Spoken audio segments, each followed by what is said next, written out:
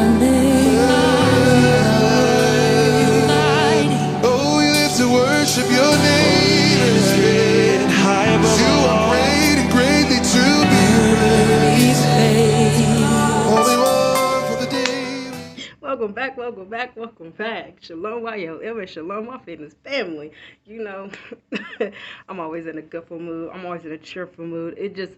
It enlightens me, and it sends joy to my spirit when I know that my daily bread can help someone else, or to even correct myself in some things, make me look at myself in a whole nother light, look at the words, Lord, in a whole nother light. So, as I tell you, every day's a blessing. Even if you count the little stuff is a blessing. I'm just thankful that God allowed me to wake up and see another beautiful day, to walk into my purpose and work out my assignment. So because you see me and I see you, that is a blessing.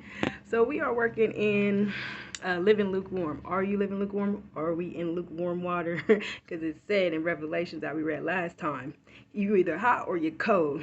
And he'd rather you be one or the other.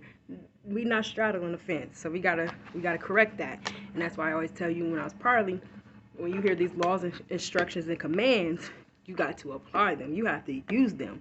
They're not here just for you to read and just be like, oh, okay, I know it, but are you applying it? So this daily bread, I want to give you 1 John chapter 2 verse 15 and 16, and it reads, do not love this world nor the things it offers you. For when you love the world, you do not have the love of the Father in you. For the world offers only a craving for physical pleasure, a craving for everything we see, and pride in our achievements and possessions. These are not from the Father, but are from this world. Are we living worldly? All this right here, to me, if it doesn't come together, shake it up, stir it, I don't know what. But it woke me up. It was confirmation for me prior when I was straddling the fence. Like this right here, this segment right here really hits home because I knew I was straddling the fence. Like I told you before, I was straddling the fence because I was in church, but I was not giving my all. I was not, because once I left church, I was doing other things that was of the world. So that means I didn't have the full love of the Father. He's helped me. He's gave me grace. He gives me mercy. But what most people don't realize is that we all have grace and mercy. God reigns on the just and the unjust. It's that favor you fight for. So when I realized, like, Lord, I'm living all wrong. I told you I woke up in the middle of the night and it just hit my spirit. It's like the Holy Man just smacked me out of my sleep. It was like, you got to wake up. You got to get yourself together.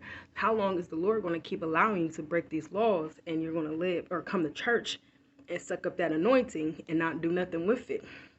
So it really woke me up, especially knowing like the worldly things was tickling my fancy. I was using my gifts for my own pride, for my own achievements, for my own pleasures, and I was not allowing the Holy Man. I wasn't giving the praise and the glory to the Most High. I was just taking it in for myself.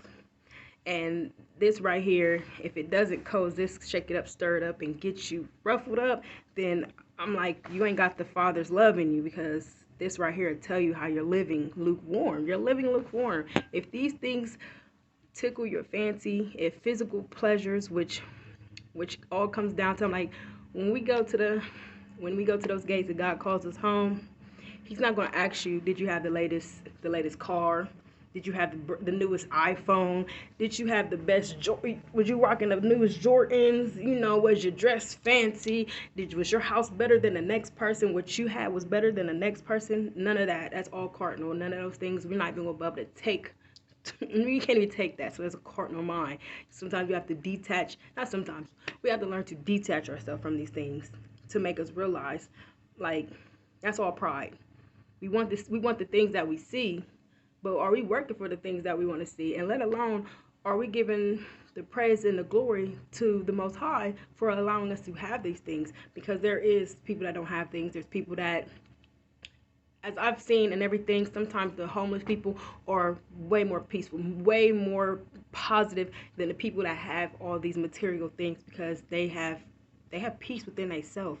They can live without these things. And I had to learn that for myself. Like, you know what, Lord, I need to detach myself from all this stuff, because as learning and knowing, I can't take this with me. None of this even matters to the Lord. So I'm looking like, Lord, allow more of you and less of me. Allow me to see what you have placed for me and what you need me to do. So as I give you this, it's always a blessing. I tell you, use this, apply this. Really ask yourself, are you living lukewarm? Are you saying that you believe in the Most High? You have the faith of a mustard seed, that you are seeking ye first through anything and everything. Does not matter. New job, moving, whatever. Are you seeking ye first? And not just living lukewarm with it too, when you think that you're like, God, I need a raise. But you're not doing anything outside of that because you're straddling the fence. So take this, and I'm going to hit you with this bonus right here because it hit my spirit too. But I'm going to hit you with Proverbs 4:10, and it says, my child, listen to me and do as I say, and you will have a long, good life. So when you hear these commandments, instructions, laws, when you asking yourself, am I doing the Lord's work? Even if you're not called to be a disciple, you can still be doing the Lord's work. You can still get into your word. You can still find life in it. You can still find a way to be in the Lord's grace and mercy and favor. So once you use this, apply this. And I definitely always want you to be blessed.